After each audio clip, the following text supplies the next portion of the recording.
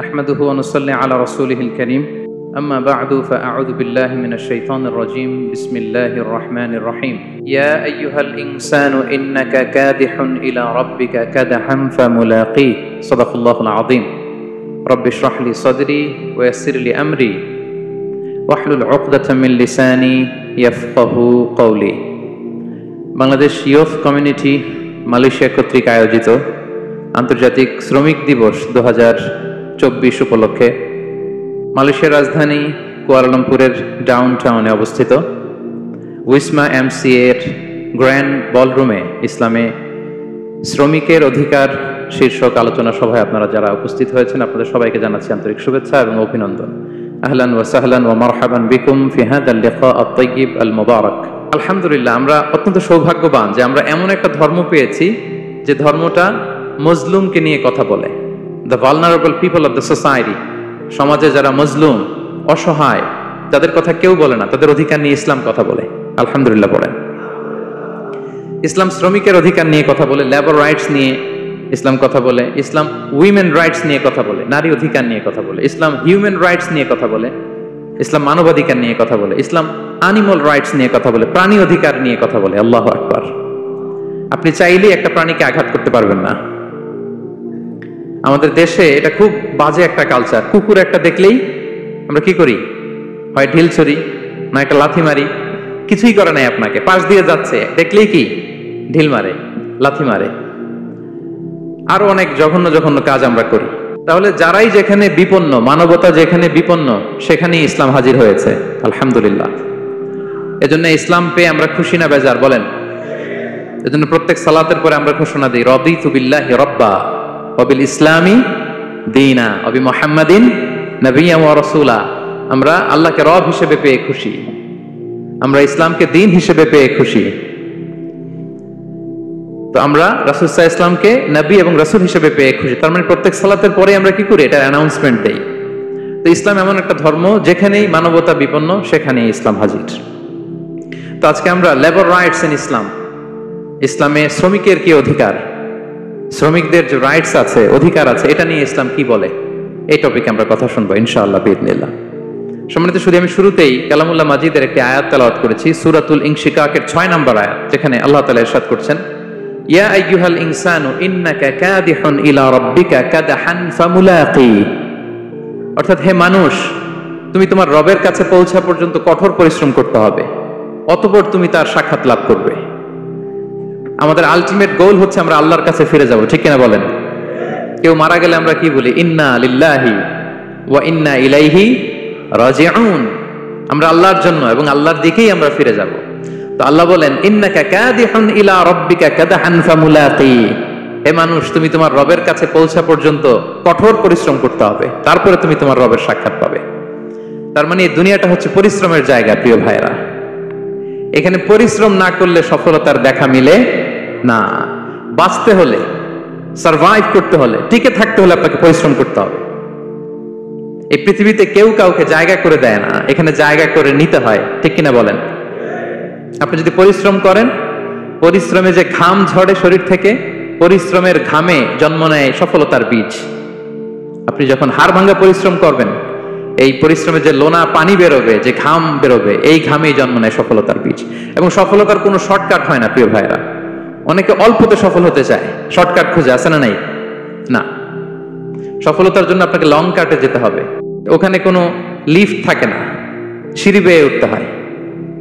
অনেকে চায় যে সফলতার লিফটে উঠবো, সুইচ চাপবো, সাকসেসফুল ইন লাইফ। না, এত সহজ না, আপনাকে সিঁড়ি বেয়ে উঠতে হবে। তাহলে পরিশ্রমের কোনো বিকল্প নেই। এই দুনিয়াটা হচ্ছে পরিশ্রমের জায়গা, সংগ্রামের জায়গা। আপনি সফল হতে হলে আপনাকে পরিশ্রম করতে হবে, করতেই হবে। আর পরিশ্রমে কোনো লজ্জা নেই। আমি বিভিন্ন আমার আলোচনায় বলি, কাজে লজ্জা নেই। কিসে লজ্জা নেই? আওয়াজ করে বলুন সবাই।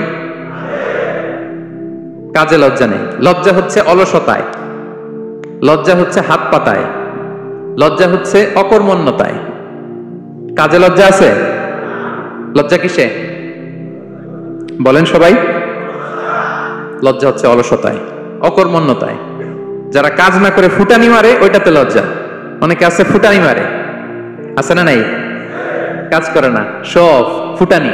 এই ফুটানিতে লজ্জা, কিন্তু পরিশ্রমে কোনো লজ্জা নেই। এজন্য আল্লাহ তাআলা বললেন, ইয়া আইয়ুহাল ইনসান ইন্নাকা কাদিহুন ইলা রাব্বিকা কাদহান ফামুলাকি। হে মানুষ, তোমার রবের কাছে পৌঁছা পর্যন্ত তোমাকে পরিশ্রম করতে হবে, হাড় ভাঙা পরিশ্রম করে আমার কাছে আসতে হবে, তবেই সফলতা মিলবে। অন্য আয়াতে আল্লাহ তাআলা বলছেন, লাকাদ খালাকনাল ইনসানা ফি কাবাদ।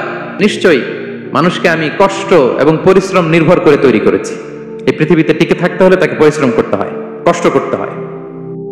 এবং দুনিয়ার এই সাইকেলটা যদি দেখেন, দিন এবং রাতের যে সাইকেল, রাতকে আল্লাহ বানিয়েছেন ঘুমের জন্য, রেস্ট নেওয়ার জন্য, বিশ্রামের জন্য, আর দিনকে আল্লাহ বানিয়েছেন কর্মচঞ্চল করে, কাজের জন্য। দিনের মধ্যে কর্মস্পৃহা আছে। আল্লাহ তাআলা সূরা নাবাতে বলছেন, ওয়াজআলনান নাহারা মাআশা। আমি দিনকে বানিয়েছি কর্মচঞ্চল। দিনে আপনি কাজ করবেন, হাড় ভাঙা পরিশ্রম করবেন, তবেই সফলতা ধরা দিবে, ঠিক কিনা বলেন? তাহলে প্রথমে আমরা জানলাম এই পৃথিবীতে পরিশ্রম করতেই হবে, পরিশ্রমের কোনো বিকল্প নেই। সফল হতে চাইলে কি করতে হবে? আওয়াজ করে বলবেন, কি করতে হবে? এবং ইসলাম এই পরিশ্রমকে উৎসাহিত করে, পরিশ্রমের মাধ্যমে যে ইনকাম, এটাকে উৎসাহিত করে। বিষ্ণু ঈসা ইসলাম বলেন, মা আকালা আহাদুন তাআমান কাত্তু খায়রান আইয়াকুলা মিন আমালি ইয়াদাই। মানুষ পরিশ্রম করে তার দুই হাত দিয়ে উপার্জন করে যে জীবিকা নির্বাহ করে, এর চেয়ে শ্রেষ্ঠ জীবিকা পৃথিবীতে আর নেই। আল্লাহু আকবার। আপনারা যারা কষ্ট করে ঘাম ঝরিয়ে উপার্জন করেন, এই পৃথিবীতে এর চেয়ে শ্রেষ্ঠ উপার্জন আর হতে পারে? পরিশ্রম করে ঘাম ঝরিয়ে আপনি যে রিজিক এর বন্দোবস্ত আপনার হয়, এই খাবারের চেয়ে শ্রেষ্ঠ খাবার পৃথিবীতে হতে পারে? এরপর বিষ্ণু সাল্লাল্লাহু আলাইহি ওয়াসাল্লাম বললেন, ওয়া ইন্না নাবিয়াল্লাহি দাউদ আলাইহিস সালাম কানা ইয়াকুলু মিন আমালি ইয়াদিহি। আল্লাহর নবী দাউদ আলাইহিস সালাম তিনি নিজ হাতের উপার্জন থেকে খেতেন। সুবহানাল্লাহি ওয়া বিহামদিহি। তিনি আর্মর বানাতেন, যুদ্ধাস্ত্র। তিনি বর্ম বানাতেন, নিজ হাতে বর্ম বানিয়ে, যুদ্ধাস্ত্র বানিয়ে বিক্রি করে সেটা দিয়ে জীবিকা নির্বাহ করতেন। আল্লাহু আকবার। তাহলে পরিশ্রমের কোনো বিকল্প নেই। শ্রমের মাধ্যমে যে উপার্জন, এটা শ্রেষ্ঠ উপার্জন। তাই শ্রমজীবী যারা আছেন, মনক্ষুণ্ণ হবেন না, মন ছোট করবেন না। You are the super hero, you are the super hero, you are the remittance fighter of our country. এজন্য রাস্তা দিয়ে যখন হাঁটবেন, বুক ফুলিয়ে হাঁটবেন, আর বস্তা ভরে টাকা নিয়ে দেশে ফিরবেন, ঠিক কিনা বলেন? বুক ফুলিয়ে হাঁটতে হবে। এজন্য আমি আমার প্রিয় মাতৃভূমি বাংলাদেশের গভর্নমেন্টকে অনুরোধ করবো, আমাদের শ্রমজীবী ভাইদের যাতে সুবিধা হয়, এই ব্যবস্থা আপনাদের করতে হবে। বিনীত অনুরোধ রাখবো। শ্রম মন্ত্রণালয়ে যারা দায়িত্বে আছেন, স্পেশালি তাদেরকে রিকোয়েস্ট করবো, আমাদের শ্রমজীবী ভাইদের যেন কোনো কষ্ট না হয়, কারণ তাদের পাঠানো রেমিটেন্সে সচল থাকে আমার দেশের অর্থনীতির চাকা। তারা ভালো থাকলে ভালো থাকবে বাংলাদেশ। ভেরি সিম্পল, ঠিক কিনা বলেন? আমার যে ভাইটা পরিচ্ছন্নতা কর্মী, রাস্তা ক্লিন করে, এয়ারপোর্টে ওয়াশরুম ক্লিন করে, একজন পরিচ্ছন্নতা কর্মী, তারও 20 থেকে 30 হাজার টাকা বাংলাদেশে ঢোকে প্রতি মাসে। আপনি চিন্তা করতে পারেন? 6টা মাস যদি রেমিটেন্স বন্ধ হয়, শ্রীলঙ্কার চেয়েও খারাপ অবস্থা বাংলাদেশে চলে যাবে। Just only 6 months. ভয়ঙ্কর অবস্থা হবে বাংলাদেশের। এটা আল্লাহর পক্ষ থেকে একটা স্পেশাল রাহমা, মার্সি এন্ড ব্লেসিংস, যে আমাদের রিজিকের তাগিদায় সারা বিশ্বে যে কাজ করতে হয়, আমরা কাজ করি আর দেশে টাকা পাঠাই, আর সচল থাকে আমার দেশের অর্থনীতির চাকা। আলহামদুলিল্লাহ পড়েন। সো বাংলাদেশের গভর্নমেন্টকে আমি বিনীত অনুরোধ জানাবো, শ্রম মন্ত্রণালয়কে অনুরোধ জানাবো, এয়ারপোর্ট অথরিটিকে অনুরোধ জানাবো, আমার শ্রমজীবী ভাইদের সাথে ভালো আচরণ করুন, তাদের সাথে কোঅপারেট করুন। বিশেষ করে যতগুলো দূতাবাস আছে সারা বিশ্বে, বাংলাদেশের যে মিশনগুলো, দূতাবাসগুলো, আমার শ্রমজীবী ভাইদের যে কোনো কাজকে অগ্রাধিকার ভিত্তিতে আপনারা সার্ভিস দিন। এটা দিতেই হবে, ঠিক কিনা বলেন? তারা ভালো থাকলে ভালো থাকবে বাংলাদেশ। তো এই জন্য শ্রমের কোনো বিকল্প নাই। নিজ হাতে উপার্জিত অর্থ, নিজ হাতে উপার্জিত কামাই, এটা শ্রেষ্ঠ কামাই। তো আলহামদুলিল্লাহ আজকের অডিয়েন্সের মধ্যে শ্রমজীবী ভাইয়েরা বেশি। আলহামদুলিল্লাহ পড়েন। এটা আমাদের সৌভাগ্য। এই যে বাংলাদেশে এখন চাকরি নাই, চাকরির বাজার মন্দা, মাস্টার্স পাস করে বেকার টোটো কোম্পানির ম্যানেজার, এরকম আছে না নাই? তার বিপরীতে আল্লাহ তাআলা আপনাদেরকে মালয়েশিয়া নিয়ে আসছে। প্রতি মাসে আপনি টাকা পাঠান, আলহামদুলিল্লাহ। আপনি বাংলাদেশের যে উন্নয়ন, বাংলাদেশের যে ডেভেলপমেন্ট, এই যে স্মার্ট বাংলাদেশ বলে বলে মন্ত্রীরা মুখে ফেনা তুলে ফেলে, এটার গর্বিত অংশীদার আপনি, ঠিক কিনা বলেন? আপনি গর্বিত অংশীদার। You are the contributor, you are the real contributor. আপনার অবদানে বাংলাদেশ আজকে সচল, আলহামদুলিল্লাহ। সো মন ছোট করার কোনো সুযোগ নেই। নিজ হাতে উপার্জিত কামাই, এটা পৃথিবীর শ্রেষ্ঠ কামাই, আলহামদুলিল্লাহ। পরিশ্রমের মাধ্যমে যে উপার্জন, এটাকে ইসলাম আমাদেরকে উৎসাহিত করে। শুধু নামাজ, রোজা, জিকির এগুলো নিয়ে ইসলাম আমাদেরকে পড়ে থাকতে বলেনি। কোরআনিক অর্ডার হচ্ছে আপনার নামাজ শেষ, আপনি বেরিয়ে পড়বেন, কাজে বেরিয়ে যাবেন। ফাইদা কুদিয়াতিস সালাতু ফান্তাশিরু ফিল আরদি ওয়াবতাগু মিন ফাদলিল্লাহ। বিধানটা কার বলুন? আওয়াজ করে বলুন, বিধানটা কার? এটা কোরআনিক ভার্ডিক্ট, কোরআনের বিধান। নামাজ শেষ, গোল হয়ে বসে জিকির করতে বলা নাই আল্লাহ। আল্লাহ বলেছে ফান্তাশিরু ফিল আরদ ওয়াবতাগু মিন ফাদলিল্লাহ, জমিনে ছড়িয়ে পড়ো, আল্লাহর রিজিক তালাশ করো। নামাজ শেষ, বেরিয়ে যাবেন। কৃষক চলে যাবে মাঠে, শ্রমজীবী চলে যাবে ফ্যাক্টরিতে, শিক্ষকরা চলে যাবে তাদের শিক্ষা প্রতিষ্ঠানে, কর্পোরেট ওয়ার্ল্ডের লোকেরা চলে যাবে তাদের প্রতিষ্ঠানে। ডেভেলপমেন্ট করতে হবে, সিভিলাইজেশন করতে হবে। নামাজের পরে গোল হয়ে বসে থাকা চলবে না। কি ব্যালেন্স দেখেছেন ইসলাম? আজান হয়েছে তো মসজিদে আসো, নামাজ শেষ বেরিয়ে পড়ো, আলহামদুলিল্লাহ। কি ভারসাম্যপূর্ণ ইসলাম। ফাইদা কুদিয়াতিস সালাতু ফান্তাশিরু ফিল আরদ, যখন সালাত শেষ জমিনে ছড়িয়ে পড়ো, আল্লাহ রিজিক অন্বেষণ করো। তাহলে শুধু নামাজ রোজার মধ্যে ইসলাম নয়, আপনাকে কর্মঠ হইতে হবে, পরিশ্রম করতে হবে, হাড় ভাঙা পরিশ্রম। বিশ্বনবী সাল্লাল্লাহু আলাইহি ওয়াসাল্লাম অত্যন্ত পরিশ্রমী ছিলেন। He started his first career as a shepherd. সুবহানাল্লাহ। ওনার প্রথম ক্যারিয়ার উনি রাখাল হিসেবে শুরু করেছেন। রাখালরা যে কাজ করে, অর্থাৎ মরুভূমিতে ভেড়া, মহিষ, ভেড়া, ছাগল, তারপর বকরি, দুম্বা, এই চরানোর কাজগুলো দিয়ে বিষ্ণু সাল্লাল্লাহু আলাইহি ওয়াসাল্লাম তার ক্যারিয়ার শুরু করেছেন এজ এ শেফার্ড। বিষ্ণু সাল্লাল্লাহু আলাইহি ওয়াসাল্লাম বলেন, সহিহ বুখারীর বর্ণনা, মা বাআসাল্লাহু নাবিয়্যান ইল্লা রাআল গানাম। আল্লাহ তাআলা এই পৃথিবীতে এমন কোন নবী পাঠায় নাই যে নবীরা ছাগল চড়ায় নাই। সুবহানাল্লাহ পড়বেন না? সাহাবারা বললেন, ওয়া আনতা ইয়া রাসূলুল্লাহ, হে আল্লাহর নবী আপনিও ছাগল চড়িয়েছেন? বিষ্ণু সাল্লাল্লাহু আলাইহি ওয়াসাল্লাম বললেন, নাআম, আমিও ছাগল চড়িয়েছি। ওয়া কুনতু আরআহা আলা কারারিত লি আহলি মক্কা, আমি অল্প কিছু মজুরির বিনিময়ে, অল্প কিছু টাকার বিনিময়ে, সামান্য কিছু পারিশ্রমিকের বিনিময়ে মক্কার লোকদের ছাগল চড়িয়ে দিতাম। সুবহানাল্লাহ পড়েন। ছাগল হচ্ছে খুব টেরা প্রাণী, ডানে টানলে বায়ে যায়, বায়ে টানলে ডানে যায়। তাদেরকে একসাথে করা এজ এ শেফার্ড, এটা মরুভূমিতে খুব কষ্টের কাজ। আল্লাহ তাআলা প্রত্যেক নবীকে দিয়ে ছাগল চড়িয়েছেন যাতে করে কিছুদিন পরে নবীরা মানুষ চড়াতে পারে। সুবহানাল্লাহ। আল্লাহ বুঝাতে চাইলেন, এখন ছাগল চড়াও, এদের উপর যদি কন্ট্রোল নিতে পারো তাহলে মানব জাতির উপর কন্ট্রোল নিতে পারবো। আল্লাহু আকবার। এজন্য প্রত্যেকটা নবীকে দিয়ে, সহিহ বুখারীর বর্ণনা, মা বাআসাল্লাহু নাবিয়্যান ইল্লা রাআল গানাম, আল্লাহ পৃথিবীতে এমন কোন নবী পাঠায় নাই যেই নবীকে দিয়ে আল্লাহ ছাগল চড়ায় নাই। তো বিষ্ণু সাল্লাল্লাহু আলাইহি ওয়াসাল্লাম ছাগল চড়িয়েছেন, অত্যন্ত সুঠাম দেহী ছিলেন, কর্মঠ ছিলেন। তার মানে বিষ্ণু সাল্লাল্লাহু আলাইহি ওয়াসাল্লামও পরিশ্রম করে উপার্জন করেছেন, ঠিক কিনা? ছাগল চড়াতেন, তার বিনিময়ে সামান্য কিছু পারিশ্রমিক নিতেন, মজুরি নিতেন, এতে লজ্জা নাই। এজন্য এই কথা দিয়ে শুরু করেছে যে কাজে লজ্জা নেই। এই তো বিষ্ণু সাল্লাল্লাহু আলাইহি ওয়াসাল্লামের ক্যারিয়ার গেল। আমরা যদি সাহাবাদের জীবনী দেখি, ওনারাও পরিশ্রমী ছিলেন। কেউ খেজুর বাগানে কাজ করতেন, কেউ কৃষি কাজ করতেন, কেউ বাজারে ব্যবসা করতেন, কেউ বসে থাকেন নাই। হাড় ভাঙা পরিশ্রম করেছেন প্রত্যেকটা সাহাবা। তারা আমাদের মডেল, তারা আমাদের সুপার হিরো, তারা আমাদের আইকন, ঠিক কিনা? নবীরা আমাদের মডেল, সাহাবারা আমাদের মডেল। বিষ্ণু সাল্লাল্লাহু আলাইহি ওয়াসাল্লাম কর্মঠ ছিলেন, ওনার সাহাবারা অত্যন্ত কর্মঠ ছিল। কেউ বসে থাকতেন না, পরিশ্রম করতেন, হাড় ভাঙা পরিশ্রম করতেন, উপার্জন করতেন। তারা আমাদের জন্য প্রেরণার বাতিঘর। অনেক সাহাবাদের বায়োগ্রাফি থেকে আপনাদেরকে ঘটনা শেয়ার করা যাবে। আমি একজন সাহাবার জীবনী শোনাবো আপনাদেরকে। আব্দুর রহমান ইবনে আউফ রাদিয়াল্লাহু তাআলা আনহু। 10 জন জান্নাতের, দুনিয়াতে বসে যে 10 জন সাহাবা জান্নাতের সুসংবাদ পেয়েছেন তাদের মধ্যে একজন, আলহামদুলিল্লাহ বলেন। আব্দুর রহমান ইবনে আউফ রাদিয়াল্লাহু তাআলা আনহু প্রথম 8 জন মক্কায় যারা কালিমা পড়ে মুসলমান হয়েছে তাদের একজন। তার স্ট্যাটাসটাকে জেনে নেন। তো তিনি যখন মক্কা থেকে হিজরত করে মদিনায় গেলেন, মনে রাখবেন মক্কা থেকে যে সাহাবার বাড়ি ঘর ছেড়ে হিজরত করেছে তাদেরকে বলে মুহাজির, মানে হিজরতকারী সাহাবা। আর মদিনাতে যে সমস্ত সাহাবারা তাদেরকে রিসিভ করেছেন তাদেরকে বলে আল আনসার, মানে সাহায্যকারী সাহাবা। তো যারাই হিজরত করে মক্কা থেকে মদিনায় যেত, বিষ্ণু সাল্লাল্লাহু আলাইহি ওয়াসাল্লাম মদিনার কোন সাহাবীর সাথে তার ভাই পাতিয়ে দিতেন, আল মুআখাত, ব্রাদারহুড করে দিতেন, দায়িত্ব দিতেন যে তুমি এই সাহাবীকে দেখবে।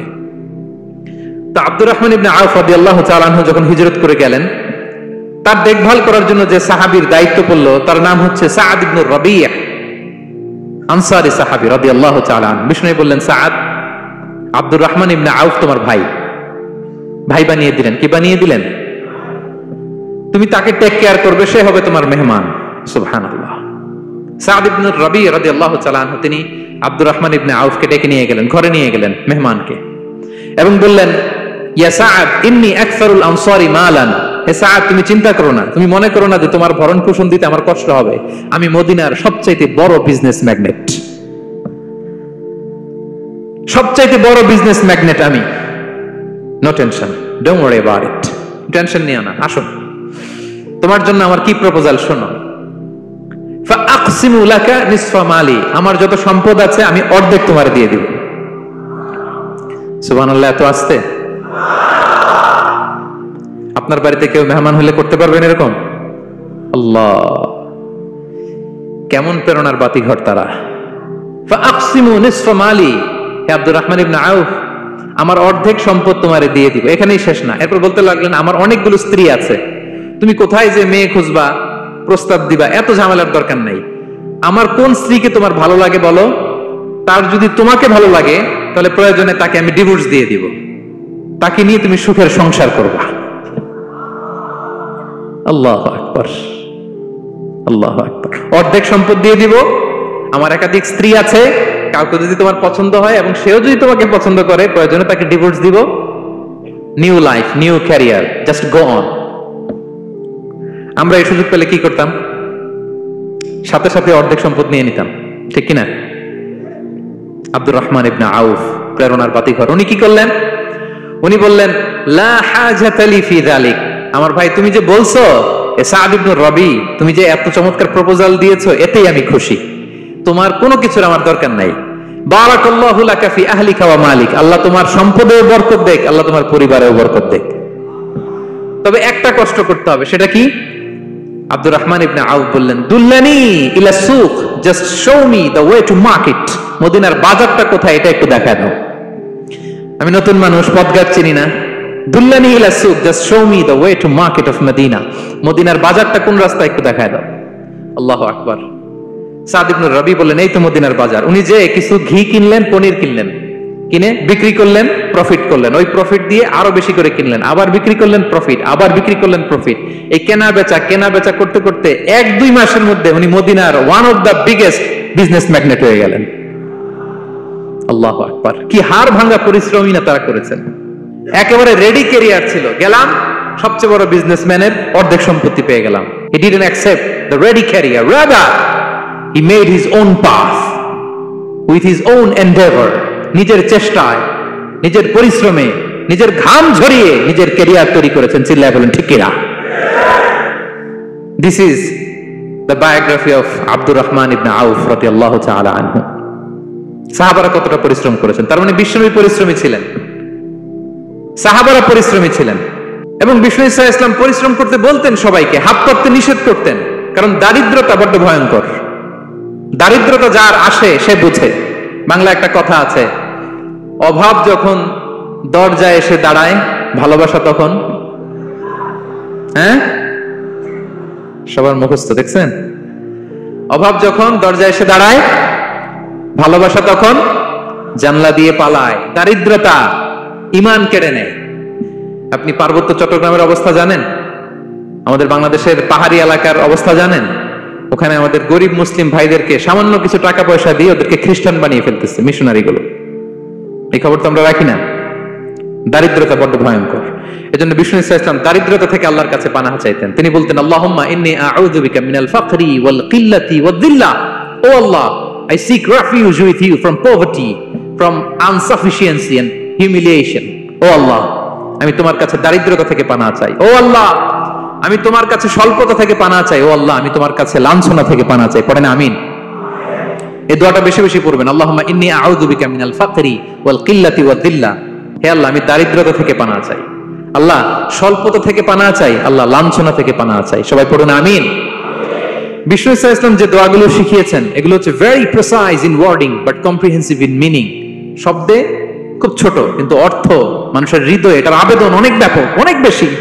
আপনি সারাদিন মিলিয়েও দোয়ার মধ্যে এত সুন্দর প্রার্থনা বাক্য তৈরি করতে পারবেন না, কিন্তু বিষ্ণু ইসলাম এক বাক্যে যেটা চেয়েছেন গোটা দুনিয়াটা এর ভেতরে ঢুকে গিয়েছে।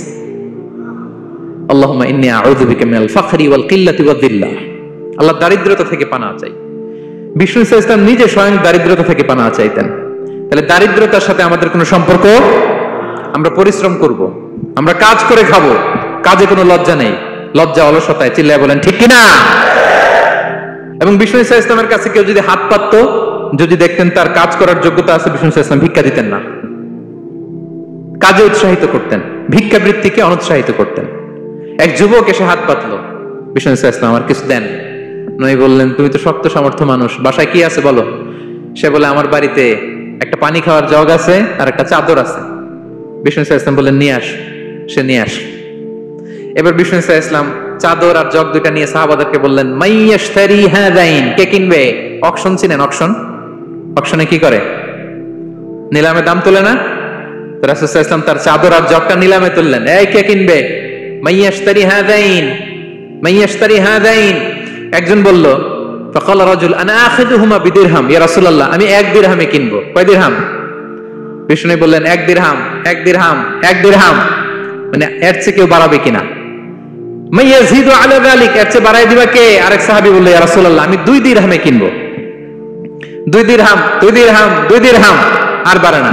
বিষ্ণু সাল্লাল্লাহু আলাইহি ওয়াসাল্লাম তার কাছে 2 দিরহাম দিয়ে বিক্রি করে দিলেন। 2 দিরহাম নিয়ে যুবককে বললেন নাও, এই 1 দিরহাম দিয়ে কিছু খাবার কিনে তোমার ফ্যামিলিকে দিয়ে আস, আরেক দিরহাম দিয়ে একটা কুঠার কিনে নিয়ে আস। তো যুবক কুঠার কিনে আনলো। ফাওয়াদাআ লাহু আর-রাসূল সাল্লাল্লাহু আলাইহি ওয়াসাল্লাম ইয়াদান, রাসূল সাল্লাল্লাহু আলাইহি ওয়াসাল্লাম নিজ হাতে ওই কুঠারের একটা হাতল লাগাই দিলেন কাঠের। শুধু কুঠার দিয়ে তো হবে না, একটা হাতল থাকতে হবে না? বিষ্ণু সাল্লাল্লাহু আলাইহি ওয়াসাল্লাম ওনার মোবারক হাতে, বরকতময় হাতে ওই কুঠারে একটা হাতল লাগাই দিলেন। এবার বললেন যাও 1 দিরহাম দিয়ে কুঠার, আরেক দিরহাম দিয়ে খাবার কিনে আনো।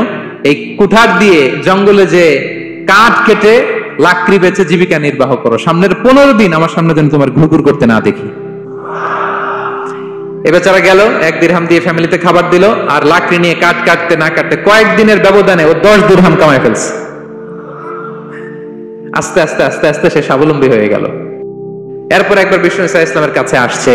বিষ্ণু সাল্লাল্লাহু আলাইহি ওয়াসাল্লাম তারে বলে মানুষের কাছে হাত পাতার চেয়ে, দুয়ারে দুয়ারে ভিক্ষা করার চেয়ে তোমার মতো এরকম কাঠ কেটে, জঙ্গলে কাঠ কেটে বাজারে বিক্রি করা অনেক ভালো। আল্লাহু আকবার। এই হচ্ছে বিষ্ণু সাল্লাল্লাহু আলাইহি ওয়াসাল্লামের ক্যারেক্টারিস্টিক্স। তিনি ভিক্ষাবৃত্তিকে অনুৎসাহিত করতেন। এই যে গল্পটা, what is the moral of the story? কি শিখলাম? 1 নম্বর যেটা শিখলাম, তিনি কাজ করে খেতে উৎসাহিত করেছেন।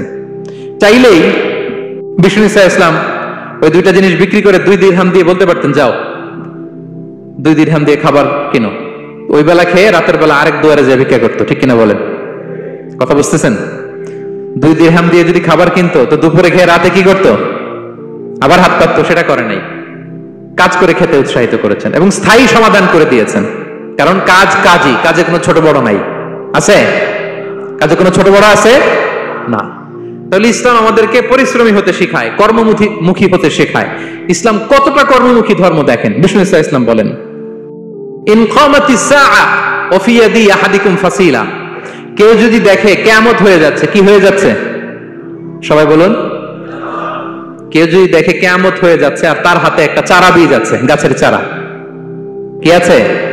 গাছের চারা।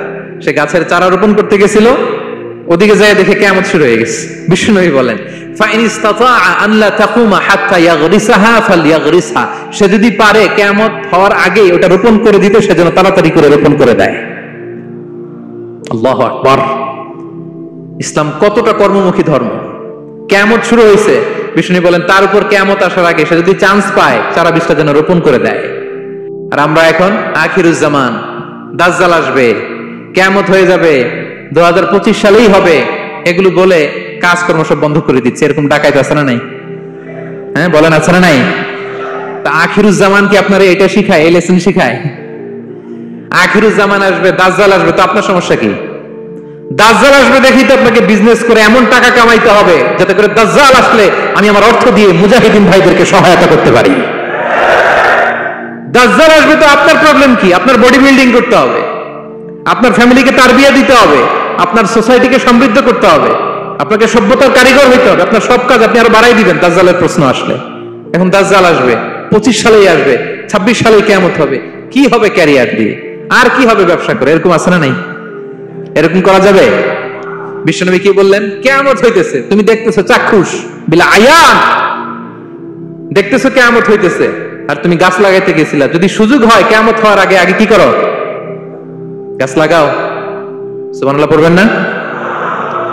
প্রিয় ভাইয়েরা, আমরা যেন পরিশ্রমী হই, আমরা যেন কর্মঠ হই, আমরা যেন অলস না হই। বিষ্ণু ইসলাম অলসতা থেকে আল্লাহর কাছে পানাহ চাইতেন। আল্লাহ আমাদেরকে বোঝার তৌফিক দান করুক, আমরা পড়ি আমিন। আল্লাহ নবী সাল্লাল্লাহু আলাইহি ওয়াসাল্লাম শুধু পরিশ্রম করতে বলেছেন এমন নয়, তিনি পরিশ্রমীদেরকে পছন্দ করতেন। এক সাহাবীর সাথে তিনি মুসাফা করলেন, দেখলেন হাতটা বড্ড খসখসে, তিনি শ্রমজীবী সাহাবী। এটা যখন তিনি শুনতে পেলেন, তিনি পরম মমতায় আলতো করে ওই শ্রমিক সাহাবীর হাতে তিনি চুমু খেলেন। আল্লাহু আকবার।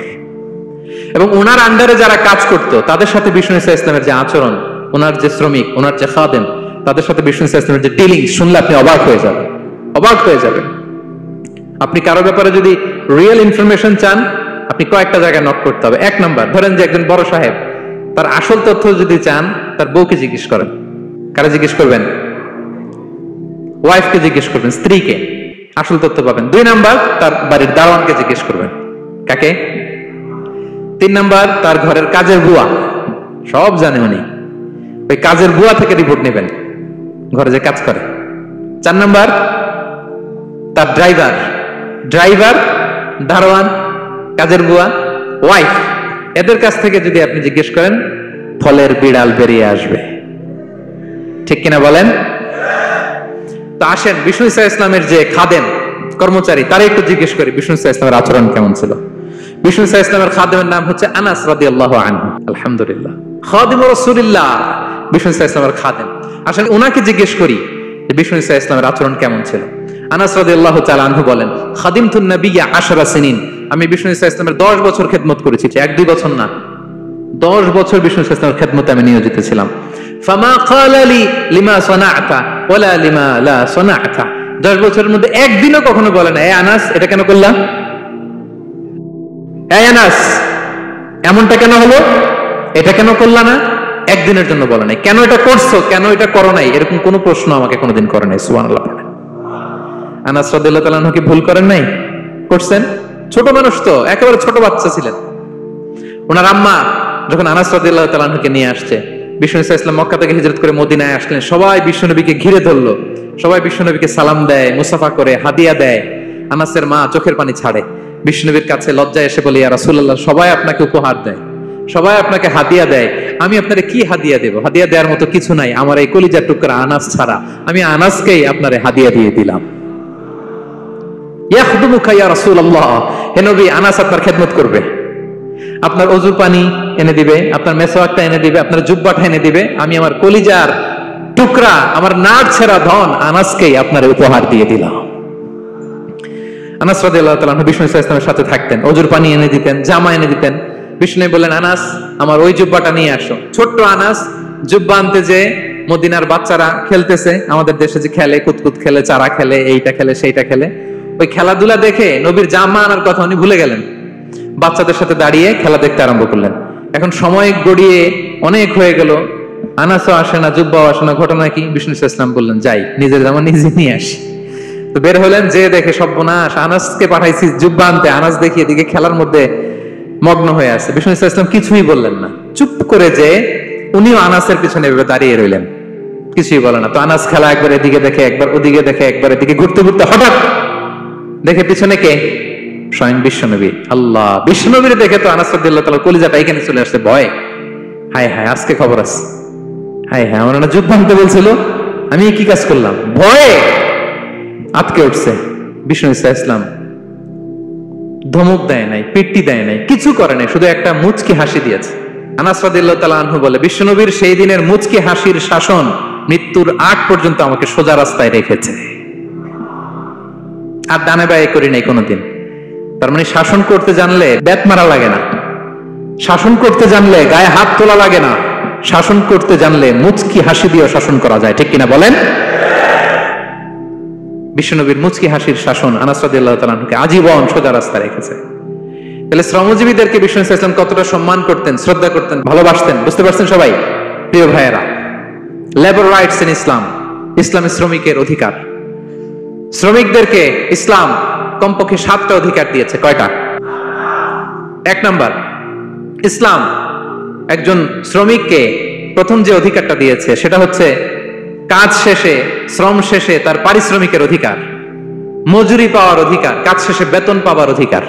কাজ করেছেন তো আপনি বেতন পাবেন, এটা আপনার অধিকার। বেতন বা পারিশ্রমিক এটা একটা কর্মজীবীর অধিকার। আপনার কোম্পানির মালিক যে আপনার বেতন দেয়, এটা কি দয়া করে? করুণা। তো এটা যদি করুণা হয়, সে যে আপনার কাজ করে দেয়, এটাও তো করুণা। এটা তো আর বড় করুণা, কি বলেন? আপনি যে স্যালারি পে করেন, এটা যদি করুণা হয়, সে যে পরিশ্রম করে, সে তো আর বড় করুণা করে আপনারে। তার কারণে তো আপনার কোম্পানি টিকে আছে, ঠিক কিনা বলেন? তাহলে এটা করুণা নয়, এটা শ্রমিকের অধিকার। এবং বিশ্বনবী সাল্লাল্লাহু আলাইহি ওয়াসাল্লামের সেই ঐতিহাসিক বাণী, তিনি বলেছেন, আতুল আজিরা আজরাহু ক্বাবলা আন ইয়াজিফা আরাকু। ঘাম শুকিয়ে যাওয়ার আগে শ্রমিককে তার পারিশ্রমিক বুঝিয়ে দাও। সুবহানাল্লাহ, বিশ্বনবীর ঐতিহাসিক বাণী। এখন জাতিসংঘ আমাদেরকে শিখায় যে শ্রমিকের মজুরি দিতে হবে, অন টাইমে দিতে হবে, স্যালারি দিতে হবে, এই করতে হবে, সেই করতে হবে। মানবাধিকারের কর্মীরা আমাদেরকে শিখায়। তারা শিখানোর ১৫০০ বছর আগে বিশ্বনবী সাল্লাল্লাহু আলাইহি ওয়াসাল্লামের ঐতিহাসিক বাণী, তিনি বলেছেন, আতুল আজিরা আজরাহু ক্বাবলা আন ইয়াজিফা আরাকু। শ্রমিকের ঘাম শুকাবার আগে তার মজুরি পেমেন্ট করে দাও। সুবহানাল্লাহ ওয়া বিহামদিহি। ঘাম শুকিয়ে যাওয়ার আগে, মানে অন টাইম, দ্রুততম সময়ে শ্রমিককে তার মজুরি দিয়ে দাও, তার বেতন দিয়ে দাও। যারা শ্রমিককে তার পারিশ্রমিক অন টাইমে দেয় না, স্যালারি অন টাইমে পে করে না, টালবাহানা করে, গরিমসি করে, তাদের ব্যাপারে বিষ্ণু সাল্লাল্লাহু আলাইহি ওয়াসাল্লাম কি বলেন? বিষ্ণু বলেন, 3 শ্রেণীর ব্যক্তি, সালাসাতুন আনা খাসমুহুম ইয়াউমাল কিয়ামা। 3 শ্রেণীর ব্যক্তির বিরুদ্ধে আমি বিশ্বনবী কিয়ামতের দিন আল্লাহর কাঠগড়ায় মামলা দায়ের করব। আমি বিশ্বনবী 3 শ্রেণীর ব্যক্তির বিরুদ্ধে আমি বিশ্বনবী আল্লাহর সুপ্রিম কোর্টের কাঠগড়ায় মামলা দায়ের করব। এর মধ্যে এক শ্রেণীর ব্যক্তি হচ্ছে রাজুলুন ইস্তাআজারা আজিরান ফাস্তাওফা মিনহু ওয়া লাম ইউতিহি আজরা। কোন ব্যক্তি যে শ্রমিক নিয়োগ দেওয়ার পরে তার কাছ থেকে কাজ বুঝে নিয়েছে, কিন্তু তাকে তার প্রাপ্য বুঝিয়ে দেয়নি। এরকম ডাকাত আমাদের সমাজে আছে না নাই? কাজ ঠিকই বুঝে নিছে, কিন্তু তার প্রাপ্যটা বুঝিয়ে দেয়। বিশ্বনবী বলেন, তার বিরুদ্ধে আমি মামলা দায়ের করব। প্রিয় ভাইরা, বুঝে থাকলে উত্তর দেন। বিশ্বনবী যার বিরুদ্ধে মামলা দায়ের করবে, তার জান্নাত তো একেবারে ডাইরেক্ট, তাই না? হ্যাঁ, সুন্দর বলছে একজন, তার কোনো জামিন নাই, ঠিক কিনা বলেন? বিশ্বনবী যার বিরুদ্ধে মামলা দায়ের করেছে, তার জান্নাতে যাওয়া তো দূর কি বাত, সে জান্নাতের ঘ্রাণও তার নাকে ঢুকবে না। চিল্লায় বলেন ঠিক কিনা? এই জন্য খবরদার, শ্রমিককে তার শ্রম নেয়ার পরে তার পারিশ্রমিক দিয়ে দেন, তার ঘাম শুকিয়ে যাওয়ার আগে, মানে অন টাইম। এটা নিয়ে কোনো টালবাহানা করা যাবে, তাহলে বিশ্বনবী তার বিরুদ্ধে মামলা দায়ের করবে। তার মানে 1 নম্বর অধিকার বুঝে পেয়েছেন? আপনি যে কাজ করেন, কাজের বিনিময়ে যে পারিশ্রমিক পান, যে স্যালারি পান, এটা আপনার অধিকার। এটা করুণা নয়, এটা অনুকম্প নয়, এটা কোনো দয়া নয়, ইটস ইউর রাইট। এটা আপনার অধিকার। আওয়াজ করে বলুন তো, গলা ফুলিয়ে, এটা আপনার কি? 2 নাম্বার, একটা শ্রমিককে ইসলাম যে অধিকার দেয়, সেটা হচ্ছে চুক্তি মাফিক সকল সুযোগ সুবিধা প্রাপ্তির অধিকার। অর্থাৎ একজন এমপ্লয়ার যখন তার এমপ্লয়িকে নিয়োগ করে, একটা এমপ্লয়মেন্ট কন্ট্রাক্ট থাকে না? এমপ্লয়মেন্ট কন্ট্রাক্ট বুঝেন তো? একটা চুক্তিপত্র থাকে, এখানে ফিক্স করা থাকে ওয়ার্কিং আওয়ার্স, কয় ঘন্টা আপনি কাজ করবেন, আপনার জব স্পেসিফিকেশন, কি করবেন কি করবেন না, আপনার স্যালারির ব্যাপারে থাকে, কত স্যালারি দিবে, কখন দিবে, আবার আপনি ওভার টাইম করলে এক্সট্রা পে করবে, আপনি রেগুলার কাজ করলে ঘন্টায় per hour 20 ringgit, over time করলে 40 রিঙ্গিট। তারপর আপনি কখন ব্রেক নেবেন, একটা ব্রেক থাকে না, যে এই টাইমে একটা ব্রেক দিতে হবে, এগুলো মিউচুয়াল আন্ডারস্ট্যান্ডিং এ এমপ্লয়মেন্ট কন্ট্রাক্টে থাকে। আপনি হলিডে কখন করবেন, ছুটি থাকতে হবে। টানা 7 দিন কাজ করানো যাবে বলেন? না, আন্তর্জাতিক ভাবে এটা নিষিদ্ধ। টানা 7 দিন কোনো কাজ নাই, 1 দিন তার হলিডে থাকতে হবে, তার অ্যানুয়াল লিভ থাকতে হবে। Right to rest and leisure, বিশ্রামের একটা সময় লাগবে। এই যে 1 মে আন্তর্জাতিক শ্রমিক দিবস, এটা শুরু হয়েছে কিভাবে? ইউনাইটেড স্টেটস অফ আমেরিকার শিকাগোতে 1986 সালে এই কাজের বিরুদ্ধেই তারা আন্দোলন করেছিল। টানা 7 দিন তাদেরকে দিয়ে গাদার মতো খাটানি খাটাতো, দাসের মতো তাদের সাথে আচরণ করা হতো। তারা আন্দোলন শুরু করেছিল, 8 জনকে গুলি করে নিহত করা হয়েছিল। সেখান থেকে এই মে দিবস। কিন্তু বিষ্ণু ঈসা ইসলাম 1500 বছর আগে এই শ্রমিকদের অধিকারের ব্যাপারে সোচ্চার ছিলেন। আলহামদুলিল্লাহ বলেন। তাহলে right to rest and leisure, UDHR, universal declaration for human rights, এগুলো সব নির্ধারিত আছে। তার মানে একজন শ্রমিকের 2 নম্বর অধিকার হচ্ছে চুক্তি অনুযায়ী সকল সুযোগ সুবিধা প্রাপ্তির অধিকার। আপনার চুক্তি করছেন, আপনি এটা এটা দিবেন, কিন্তু কাজের পরে আপনি ফ্যাসিলিটি দিচ্ছেন না, এটা করা যাবে বলেন? করা যাবে? আল্লাহর কোরআন কি বলছে শুনুন। আল্লাহর কোরআন বলে, ইয়া আইয়ুহাল্লাযীনা আমানু আউফু বিল উকুদ, O you who believe fulfil your contract, ও বিশ্বাসীরা তোমরা তোমাদের চুক্তি পূর্ণ করো। ওয়া আউফু বিল আহদি ইন্নাল আহদা কানা মাসউলা, তোমরা যে কমিটমেন্ট করেছো, যে কন্ট্রাক্ট করেছো, এই চুক্তি তোমরা পূর্ণ করো। তা না হলে কিয়ামতের কঠিন ময়দানে এই চুক্তির ব্যাপারে, কন্ট্রাক্টের ব্যাপারে, এই এগ্রিমেন্টের ব্যাপারে আপনারা জিজ্ঞেস করবে কে? তাহলে যা চুক্তি করেছেন সুযোগ সুবিধা তাই আপনাকে দিতে হবে। মালিক ভাইয়েরা মনে থাকবে তো নাকি? এগ্রিমেন্টে যা যা বলেছেন, যা যা লিখে সিগনেচার করেছেন তাই আপনাকে দিতে হবে। আদেশটা কার? সবাই বলুন। আপনি মন চাইলে হায়ার করবেন, এরপরের দিন ফায়ার করবেন, এরকম করা যাবে? হ্যাঁ, চাইলে হায়ার ফায়ার, মন যা চায় তা করবেন, এটা করা চলবে না। তাহলে দুইটা অধিকার গেল। 3 নম্বর, একজন শ্রমিককে ইসলাম যে অধিকার দিয়েছে সেটা হচ্ছে সুন্দর আচরণ পাবার অধিকার। তিনি আপনার ফ্যাক্টরির ওয়ার্কার, আপনার স্টাফ, এজন্য যা মনে চায় তা আচরণ করবেন, দাসের মতো আচরণ করবেন। এটা করা যাবে? আওয়াজ করে বলেন, করা যাবে? বিষ্ণু ইসা ইসলাম ইন্তেকালের আগে পুরা উম্মাকে দুইটা বিষয় ওসিয়ত করেছেন। আওয়াজ করে বলুন তো কয়টা? 1 নম্বর হচ্ছে নামাজ। 1 নম্বর কি? আসসালাত। আসসালাত, রূহ বের হওয়ার আগে, ইন্তেকালের আগে বিষ্ণু বলেন আসসালাত, আসসালাত, নামাজ, নামাজ। উম্মতেরা নামাজের ব্যাপারে সতর্ক হও। 2 নম্বর তিনি বলেছেন ওয়ামা মালাকাত আইমানুকুম, তোমাদের অধীনস্থ যারা আছে তাদের ব্যাপারে সচেষ্ট হও, তাদের প্রতি সদয় হও, তাদের সাথে খারাপ আচরণ করো না। এটা কখন বলছেন? জুমার খুতবার সময়, সাহাবীদের সাথে গল্প করার সময়, বিবিদের সাথে আলোচনার সময়। কখন? Just right before his death. এখনই রূহ বেরোবে, ইন্তেকালের আগে তিনি বলেছেন উম্মতেরা আসসালাত, নামাজ, উম্মতেরা ওমা মালাকাত আইমানুকুম, তোমাদের কর্মচারীদের সাথে খারাপ আচরণ করো না। তাহলে 3 নম্বর হচ্ছে শ্রমিকদের সুন্দর আচরণ পাবার অধিকার, তাদের সাথে খারাপ আচরণ করা যাবে না। বিষ্ণু ইসলাম শ্রমিকদের রাইটস, অধিকারের ব্যাপারে এতটা সোচ্চার ছিলেন, বিদায় হজের মতো, বিদায় হজের যে বাণী, যে ভাষণ, এই ঐতিহাসিক ভাষণেও বাদ যায়নি শ্রমজীবীদের কথা। সুবহানাল্লাহ পড়েন। বিদায় হজের ভাষণে বিষ্ণু বলেছেন আরিকাকুম, আরিকাকুম আতইমুহুম মিম্মা তাআকুলুন ওয়াকসুহুম মিম্মা তালবাসুন। খবরদার ও আমার উম্মতেরা, এই ভাষণের পরে আর বড় কোনো ভাষণ আমার পক্ষ থেকে তোমরা পাবে না। তোমাদের কর্মজীবী, তোমাদের শ্রমিক, তোমাদের ওয়ার্কার, তোমাদের স্টাফদের ব্যাপারে সাবধান থাকো। তোমরা যা খাবে তাদেরও তা খাওয়াবে, তোমরা যা পড়বে তাদেরও তা পড়তে দিবে, তাদের প্রতি তোমরা সদয় হবে। বিদায় হজের বাণী তো বিষ্ণু ইসলাম আপনাদের কথা বলে নাই। আলহামদুলিল্লাহ পড়েন। কি রহমতের নবী ছিলেন, কি মায়ার নবী ছিলেন। শ্রমজীবীদেরকে বিষ্ণু ইসলাম এতটা ভালোবাসতেন। তাহলে 3 নম্বর যে অধিকার ইসলাম একজন শ্রমিককে দেয় সেটা হচ্ছে সুন্দর আচরণ পাবার অধিকার। দেখবেন যে মালিক বা যে এমপ্লয়ার ভালো আচরণ করে, সব শ্রমিককে তাকে ভালোবাসে, তার জন্য দোয়া করে। আপনি মালিক হয়ে অসুস্থ, দেখবেন আপনার ওয়ার্কার গুলো জায়নামাজ বিছিয়ে সেজদায় পড়ে আপনার জন্য কাঁদে। এরকম আছে না নাই? মালিক হলে তো এরকম মালিক হইতে হবে, এমপ্লয়ার হলে তো এরকম হওয়া চাই, ঠিক কিনা বলেন? তাহলে আমরা শ্রমজীবীদের সাথে ভালো আচরণ করব, পারা যাবে তো ইনশাআল্লাহ? ইনশাআল্লাহ। 4 নাম্বার, কর্মক্ষেত্রে নিরাপত্তার অধিকার। শ্রমজীবী ভাইদের যে ওয়ার্ক প্লেস আছে সেখানে তাদের নিরাপত্তা থাকতে হবে, সেফটি মেজারমেন্ট থাকতে হবে। অনেক জায়গায় দেখি আয়রন ফ্যাক্টরি গুলোতে যারা কাজ করে, আল্লাহু আকবার, আপনারা ভিডিও ক্লিপসে দেখবেন যে কি ভয়ঙ্কর সেখানকার অবস্থা। ডিহাইড্রেশন, এক একজন অসুস্থ হয়ে যায়।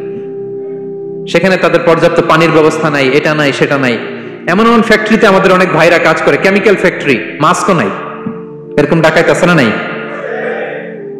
কেমিক্যাল ফ্যাক্টরিতে যারা কাজ করবে এদেরকে মাস্ক দিতে হবে, এদেরকে হ্যান্ড গ্লাভস দিতে হবে। নির্মাণ শ্রমিক যারা আছে তাদেরকে হেলমেট দিতে হবে। প্রত্যেকটা ফ্যাক্টরিতে ফায়ার এক্সটিংগুইশার লাগবে, আগুন লাগলে অগ্নি নির্বাপক যে যন্ত্র, এগুলোর দরকার আছে না নাই বলেন? গাদার মতো ঢোকার জায়গা নাই, বেরোয়ার জায়গা নাই, সেফ এন্ট্রি নাই, সেফ এক্সিট নাই। হাজার হাজার মানুষ কাজ করে, আগুন লাগলে সব পুরো ছাই। এরকম হয় না? প্রিয় ভাইরা বলেন, আওয়াজ করে বলেন, হয় না এরকম?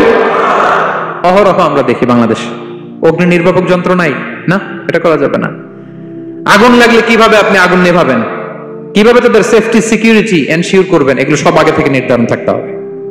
তাহলে 4 নাম্বার হচ্ছে নিরাপত্তা অ্যাজ এ এমপ্লয়ার, এটা আপনাকে এনশিওর করতে হবে। 5 নাম্বারে সাধ্যের বাইরে কোনো কাজে বাধ্য না করার অধিকার। সাধ্যের বাইরে কিছু আপনি তার উপর চাপিয়ে দিতে পারবেন, এমন হেভি ওয়ার্কলোড দিতে পারবেন না যেটা তার শরীরে কুলায় না। এরকম ডাকাইতে আছে যে পারে না, তারপরে তার উপর কাজ চাপিয়ে দেয়, আছে না নাই বলেন? বলেন। ওয়ার্কারের স্বাস্থ্যহানি হয়, অঙ্গহানি হয়, এবং এমন ছোট ছোট বাচ্চাদের দিয়ে কাজ করায়, শিশু শ্রম, এটা তো আইনত দণ্ডনীয় অপরাধ, এটা করা যাবে না। এগ্রিমেন্টে, চুক্তিতে আপনি যা করাবেন, যেভাবে করাবেন, যা চান সার্ভিস, ওইটাই করাইতে হবে। এবং আল্লাহর বিধান এটা, লা ইউকাল্লিফুল্লাহু নাফসান ইল্লা উসআহা, আল্লাহ সাধ্যের বাইরে বান্দার উপরও কোনো কিছু চাপিয়ে দেয় না। এটা samely applicable to the worker. বিষ্ণু ইসলাম বলেন, ওয়ালা ইউকাল্লাফু মিনাল আমালি ইল্লা মা ইউতিক, সাধ্যের বাইরে কোন ওয়ার্কারকে অতিরিক্ত কোনো কাজ চাপিয়ে দেয়া যাবে না। ফাইন কাল্লাফাহু, যদি তাকে সাধ্যের বাইরে কোনো কাজ চাপিয়ে দিতে হয়, মা ইয়াগলিবুহু, যেটা তার জন্য কষ্ট হয়ে যায়, ফাল ইউইনহু আলাই, এই কাজে তাকে সাহায্য করতে হবে।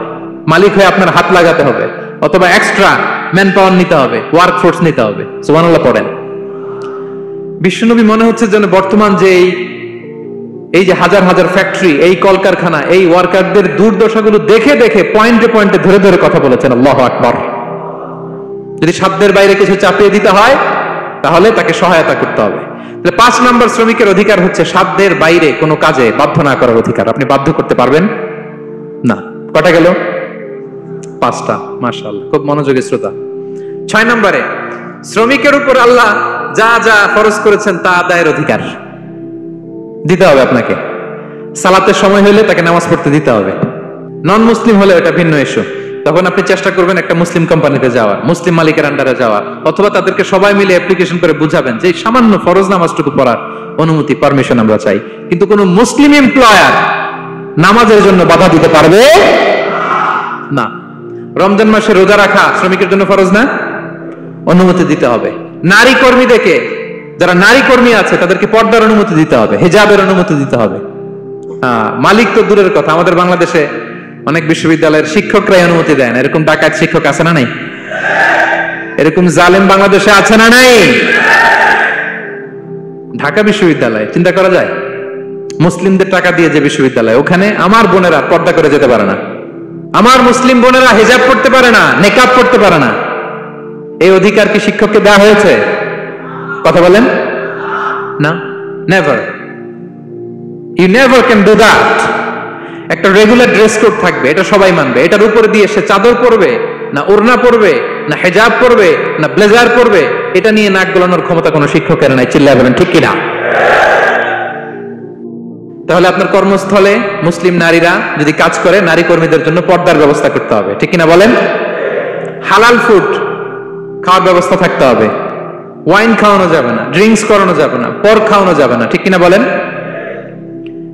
আপনার কোম্পানিতে আপনার শ্রমিককে দাড়ি রাখতে চাইলে দাড়ি রাখার অনুমতি দিতে হবে। ঠিক কিনা বলেন? দাড়ি রাখা ওয়াজিব। দাড়ি রাখা কি? কোন কোন মতে সুন্নাতে মুআক্কাদা, যেটাই আমরা বলি, একজন মুসলিমের জন্য এটা আবশ্যক। দাড়ি রাখতে বাধা দেয়া যাবে? আমাদের বাংলাদেশে দেয়? হ্যাঁ, কোন কোন কোম্পানি দেয়। কোন কোম্পানি দেয় বলেন? হ্যাঁ, আরম। এই পাওয়া গেছে আরম। কিছুদিন আগে দাড়ি রাখবে বলে এক ছেলেকে কর্মচ্যুত করেছে। এরকম আছে না নাই? করা যাবে? করা যাবে বলেন? না। দাড়ি রাখার অনুমতি দিতে হবে, নারীদেরকে হিজাব করার অনুমতি দিতে হবে। এটা অধিকার, এটা অধিকার। শ্রমিকের উপর আল্লাহ তাআলা যা যা ফরজ করেছে এটা আদায়ের অধিকার তাকে দিতে হবে। আলহামদুলিল্লাহ বলেন। 7 নাম্বার, সর্বশেষ, সামাজিক নিরাপত্তা লাভের অধিকার, সোশ্যাল সিকিউরিটি। শ্রমিকের পুঁজি হচ্ছে তার শ্রম, তার জীবন যৌবন সব দিয়ে আপনার ফ্যাক্টরিতে একেবারে শীর্ষে নিয়ে গেল, শেষ জীবনে আপনি মালিক তারে ভুলে গেলেন। এরকম আছে না নাই? নো। তার জন্য সোশ্যাল সিকিউরিটির ব্যবস্থা করতে হবে। অনেক শ্রমিক ভাইরা আছে সারা জীবন ফ্যাক্টরির জন্য কাজ করে শেষ বয়সে দুরারোগ্য ব্যাধিতে আক্রান্ত, তাদের খোঁজ খবর কেউ নেয় না। এটা গভর্নমেন্টের দায়িত্ব। গভর্নমেন্ট ফান্ড থেকে, কোম্পানির ফান্ড থেকে, অথবা কোনো যাকাত ফান্ড থেকে, অথবা কোনো এন্ডাওমেন্ট ফান্ড থেকে, অর্থাৎ ওয়াকাফের ফান্ড থেকে তাদের সোশ্যাল সিকিউরিটির ব্যবস্থা করতে হবে। সামাজিক নিরাপত্তা দরকার আছে না নাই বলেন? এটা আপনাদের অধিকার। এই 7টা অধিকার ইসলাম একজন শ্রমিককে দিয়েছে। তো শ্রমিককে ইসলাম শুধু অধিকারই দিয়েছে, মালিকের কোনো অধিকার নাই নাকি? এবার মালিকরা খেপে উঠছে। এতক্ষণ মালিকরা চুপচাপ, আমি দেখতেছি তো, এতক্ষণ যা যা বলতেছি মালিকরা চুপচাপ শুনতেছে। যখনই বলছি মালিকের অধিকার আছে না নাই, মালিকরা কয় আছে। হ্যাঁ, ইসলাম চেক এন্ড ব্যালেন্স করেছে। ইসলাম হচ্ছে ভেরি ব্যালেন্স রিলিজিয়ন, ভারসাম্যপূর্ণ একটা জীবন ব্যবস্থা। শ্রমিকেরও দায়িত্ব আছে। শ্রমিকেরও কি প্রিয় ভাইয়েরা দায়িত্ব আছে। বিষ্ণু ঈসা ইসলাম বলেন সালাসাতুন লাহুম আজরান, 3 শ্রেণীর ব্যক্তি আছে যাদেরকে আল্লাহ যে কোনো কাজ করলে ডাবল রিওয়ার্ড দিবে, ডাবল। আপনি নামাজ পড়লে যাওয়া সওয়াব এক করলে দ্বিগুণ সওয়াব। এর মধ্যে এক শ্রেণীর হচ্ছে ওয়াল আবদুল মামলুক ইদা আদ্দা হাক্কাল্লাহ ওয়া হাক্কা মাওয়ালিহ, ওই দাস যে তার আল্লাহর ইবাদত করে, আল্লাহর হকও পালন করে আর তার মনিবের হকও পালন করে। এখানে দাস বলতে শুধু আগের সময়ের দাসই নয়, বর্তমান সময়ের যারা কর্মজীবী তারাও। কোন কর্মজীবী সে যদি আল্লাহর বিধান, আল্লাহর হক আদায় করে, পাশাপাশি যার আন্ডারে সে কাজ করে তার হকও আদায় করে, বিষ্ণু ঈসা ইসলাম বলেন সব কাজে তার প্রতিদান হবে ডবল ডবল। পড়েন আল্লাহু আকবার। তাহলে শ্রমিকের দায়িত্ব হচ্ছে কোম্পানিকে যে সার্ভিস তার দেওয়া এটা পূর্ণাঙ্গ রূপে দিতে হবে। এটা হচ্ছে শ্রমিকের দায়িত্ব। 1 নম্বরের দায়িত্ব হচ্ছে লয়ালটি, আমানতদারিতা। 1 নম্বর দায়িত্ব কি? আপনি বেতন নেন আপনার বসের কাছ থেকে, কোম্পানির কাছ থেকে, কিন্তু সার্ভিস দেন আরেক কোম্পানির, হবে? বলেন। যার নুন খাই তার গুণ গাইতে হবে। আপনি যেই কোম্পানি থেকে স্যালারি নেন, সার্ভিস আপনার তাকে দিতে হবে। লয়ালটি থাকতে হবে, বিশ্বস্ততা, এটা জরুরি, এটা থাকতে হবে। আপনার মালিক আপনার কাছ থেকে এই লয়ালটি প্রাপ্ত, সে যেন আপনার উপর আস্থা রাখে, আপনার বস যেন আপনার উপর আস্থা রাখতে পারে, এইটা মালিকের অধিকার। কথা কি বুঝেন? হ্যাঁ, এবার শ্রমজীবী ভাইরা একটু ঠান্ডা হয়ে গেছে, দেখছেন? Check and balance. কথা বলেন ঠিক কিনা? আপনার মালিক আপনার কাছ থেকে এটা প্রাপ্য, এটা তার অধিকার, বিশ্বস্ততা। ইন্না খায়রা মান ইস্তাজারতাল কবিউল আমিন। যাকে নিয়োগ দেওয়া হবে তার মধ্যে 2টা কোয়ালিটি থাকতে হয়। কয়টা? মুসা আলাইহিস সালাম ফেরাউনের বাবুর্চিকে 1 থাপ্পড় মারলেন রেগে মেগে। উনি থাপ্পড় মারছিলেন আদব শিক্ষা দেওয়ার জন্য, কিন্তু বেচারা সাথে সাথে মরে গেছে। উনি মারছিলেন আদব শিখানোর জন্য, বেচারা যে মরে যাবে মুসা আলাইহিস সালাম জানতেন না। এখন দেখে সর্বনাশ, সেটা তো মরে গেছে, অক্কা পাইছে। উনি দিলেন দৌড়। মুসা আলাইহিস সালাম দৌড়াতে দৌড়াতে প্রাণ ভয়ে চলে গেলেন আরেক সীমান্তে, মিশর ছেড়ে আরেক এলাকায়। যে দেখে কিছু লোক ধাক্কাধাক্কি করে তাদের উটগুলোকে পানি খাওয়াচ্ছে, আর 2টা মেয়ে পাশে চুপ করে বসে আছে। উনি বুঝতে পারলেন মেয়েগুলো এই ইয়াং ছেলেদের সাথে ধাক্কাধাক্কি করে টিকতে পারবে না। উনি এগিয়ে গেলেন, বললেন তোমরা পানি খাওয়াবা উটদেরকে? হ্যাঁ খাওয়াবো, আসো। উনি উটগুলো নিয়ে সবাইকে সরিয়ে পানি খাইয়ে দিলেন, মেয়েরা চলে গেল। এবার বাবার কাছে যে বলল, বাবা এমন এক ছেলের সন্ধান পাইছি, ছেলেটা খুব ভালো, আমাদের চেহারার দিকে তাকায় না, মাটির দিকে তাকিয়ে কথা বলে। আজকে এই লোক না থাকলে আমরা আমাদের উটগুলোকে পানি খাওয়াতে পারতাম না। আর ভিনদেশী লোক, আমরা চিনিও না। ইন্না খায়রা মান ইস্তাজারতাল কবিউল আমিন। বাবা কাজ করেন, আমাদের তো রাখাল লাগবে, আমাদের দেখভাল করার জন্য তো একজন সুপারভাইজার দরকার, এই ছেলেকে আপনি কাজে রেখে দেন। সুবহানাল্লাহ পড়বেন না? বাবা বললো যাও নিয়ে আস। মেয়ে দুজন যে বললো আব্বার কাছে চলেন, আব্বা আপনার কথা বলবে, আপনার সাথে আলাপ করবে। মুসা আলাইহিস সালাম বললেন ঠিক আছে, তোমরা পেছনে পেছনে যাও, আমি তোমাদের আগে আগে যাই। তোমরা আমাকে বলবা যে ডানে না বায়ে না সামনে। সুবহানাল্লাহ পড়বেন না?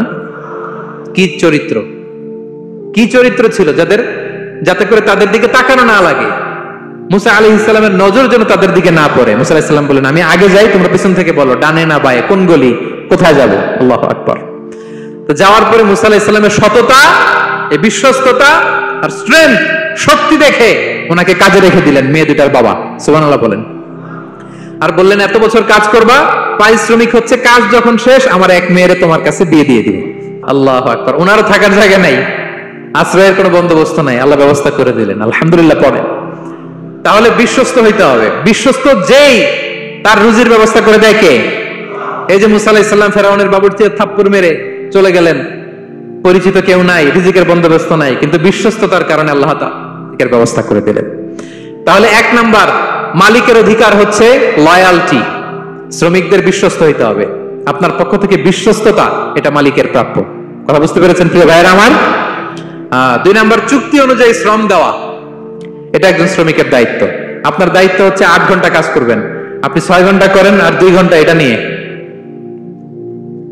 ইউটিউব, টিকটক, আচ্ছা হ্যাঁ এটা করা যাবে? 8 ঘন্টার যদি চুক্তি হয় আর আপনি যদি প্রতিদিন 6 ঘন্টা কাজ করেন, আপনি যে পারিশ্রমিক পাবেন এটা হালাল হবে? বলেন বলেন, আওয়াজ করে সবাই বলুন না, হালাল হবে না। আপনার চুক্তি অনুযায়ী আপনাকে শ্রম দিতে হবে, এবং এই চুক্তি অনুযায়ী শ্রম পাওয়াটা একজন মালিকের অধিকার। একজন মালিকের 3 নম্বর অধিকার হচ্ছে to work in a best manner possible. আপনার সাধ্যের সবটুকু উজাড় করে দিয়ে কোম্পানির জন্য কাজ করতে হবে। কোন কাজ করলে সর্বোচ্চ ওয়েতে করতে হবে, সবচেয়ে বেস্ট ম্যানারে করতে হবে। অনেকে আছে ধরি তো ধরি না, করি তো করি না, এরকম আছে না নাই?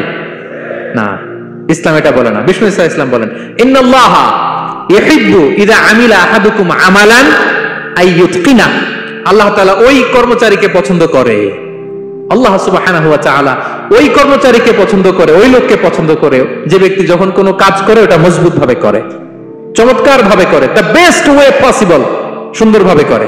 এরকম কাজ করা যাবে তো? বলেন বলেন যাবে? এবং যে শ্রমিক, যে কর্মজীবী ভাইরা এইভাবে কাজ করে তারা মালিকের নজরে পড়ে যায় খুব তাড়াতাড়ি, ঠিক কিনা বলেন? তাদের বেতন বেড়ে যায় তাড়াতাড়ি, তাদের অবস্থা তাড়াতাড়ি ভালো হয়। 4 নম্বর অধিকার হচ্ছে আপনি আন্তরিকতার সাথে কাজ করবেন, আপনার মালিকের কোম্পানিকে নিজের কোম্পানি মনে করবেন। পারা যাবে? শ্রমিক ভাইয়েরা আমার কলিজার টুকরা শ্রমজীবী ভাইয়েরা, মালিকের কোম্পানিকে নিজের কোম্পানি মনে করা যাবে? অনেকে দেখবেন যে নিজের গাড়িটা খুব সেফলি ড্রাইভ করে, কিন্তু বসের গাড়ি নিয়ে যখন ড্রাইভ করে তখন আর এই এক্সট্রা কেয়ার নাই, এরকম আছে না নাই? নিজের জিনিস খুব দেখে শুনে রাখে, কিন্তু কোম্পানির জিনিস যখন ইউজ করে ওইখানে সেই দেখভাল তার নাই, এরকম আছে না নাই? এরকম করবেন আপনারা? না, আপনি যে কোম্পানিতে কাজ করেন এটা নিজের কোম্পানি, ওইটার উত্তর সাকসেস, সফলতার জন্য আপনাকে আন্তরিক হইতে হবে। তাহলে এই 4টা অধিকার আল্লাহ তাআলা প্রত্যেকটা মালিককে দিয়েছে। তাহলে চেক এন্ড ব্যালেন্স হয়েছে? কথা কি সবাই বুঝতে পারছেন? আলহামদুলিল্লাহ। পড়েন। পুরো আলোচনার সামারি বলি 1 মিনিটে। 1 number lesson, take away message সাথে করে নিয়ে যাবেন, যেটা শুরুতে বলেছিলাম। 1 নাম্বার কথা হচ্ছে সফলতার জন্য পরিশ্রমের কোনো বিকল্প নেই। হাড় ভাঙা পরিশ্রম করতে হবে আমাদের ক্যারিয়ারের জন্য, আমাদের ব্যবসার জন্য, আমার চাকরির জন্য আমাদের হাড় ভাঙা পরিশ্রম করতে হবে। কারণ শ্রমে কোনো লজ্জা নেই, পরিশ্রমে কোনো লজ্জা নেই, ঠিক কিনা বলেন? লজ্জা কিসে? অলসতায়। আমরা অলস হব না, অকর্মণ্য হব না, হাত পাতবো না, আমরা পরিশ্রম করে খাবো। 2 নাম্বার কথা, নবীগণ এবং সাহাবাগণ অত্যন্ত পরিশ্রমী ছিলেন, কর্মঠ ছিলেন, তারা আমাদের আইকন, আমরাও পরিশ্রমী হব। ইসলাম শ্রমিকের ব্যাপারে, শ্রমিকের অধিকারের ব্যাপারে এত জোরালো বক্তব্য দিয়েছে, পৃথিবীর কোন ধর্ম এভাবে দেয় নাই, ঠিক কিনা? আমরা যারা মালিক আছি আমরা যেন আমাদের অধীনস্থ শ্রমজীবীদের প্রতি সদয় হই, তাদের অধিকার আদায়ের জন্য আমরা সচেষ্ট হই। আর আমরা যারা শ্রমিক আছি, কর্মজীবী আছি, আমরা আমাদের মালিকের কোম্পানিকে যেন নিজের কোম্পানি মনে করি, আন্তরিকতার সাথে, লয়ালটির সাথে যেন আমরা কাজ করি। আল্লাহ তাআলা আমাদের কাজে, কর্মে, পরিশ্রমে, ক্যারিয়ারে, চাকরিতে, ব্যবসায় ভরপুর বারাকা দান করুক। আওয়াজ করে পড়ুন আমিন। হাযা মা ইনদি ওয়াল ইলমু ইনদাল্লাহ আলাইহি তাওয়াক্কালতু ওয়া ইলাইহি উনীব। ওয়াসসালামু আলাইকুম ওয়া রাহমাতুল্লাহি তাআলা ওয়া বারাকাতুহু।